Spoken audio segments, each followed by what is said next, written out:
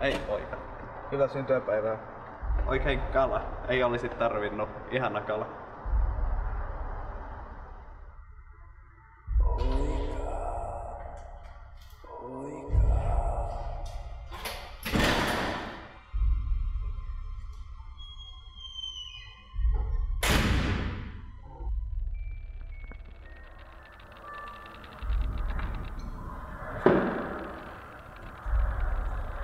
Hyvä. 100%. Pääruokkana olisi kuhaan.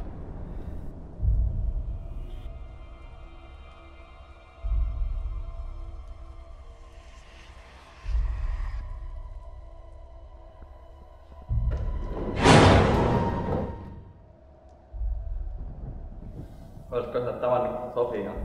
En. Fyrkat tuli toukokuussa tilille. Tosin puolta vähemmän kuin mitä oli kännipäissään kuolemassa luvannut. Mut mitäs noista? Emme siltä paljon ottanutkaan. Itse asiassa ei mitään. No, oletko sä löytänyt mitään vuokra-asuntoa? Pertin sohvalla edelleen.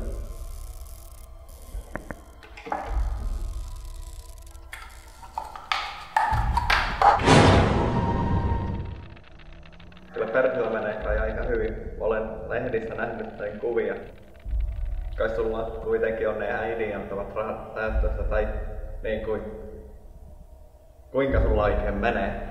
Miten niin? Kun sä niin harvoin tai ethän sä vaan enää. Tai kun musta tuntuu, että sä olet vähän liikaa niin kuin Sofiakin. Miten niin? Poika. Mun pitää... Nyt jo. Mä haluan, että sä tiedät. Kyllä sä voit tänne muuttaa takaisinkin. Jos sä haluaisit mennä vaikka takas opiskelemaan.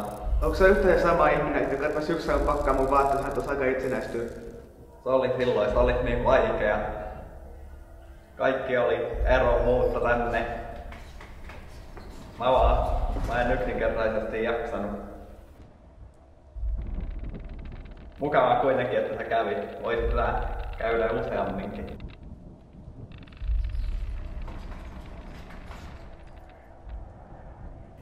Olisiko sun heittää paitotonnia kuitenkin?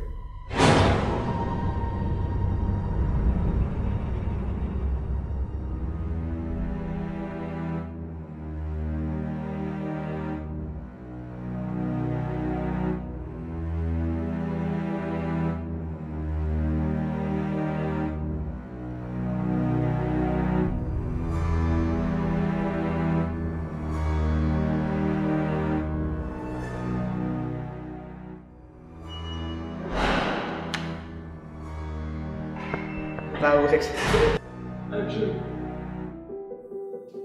Ja sanoa, että kun katsot kameraa, niin se menee pilalle se kohta kuitenkin. Mä oon jo muualla kuin kameraa. Eikö se? Vedikö se? Hyvä juttu.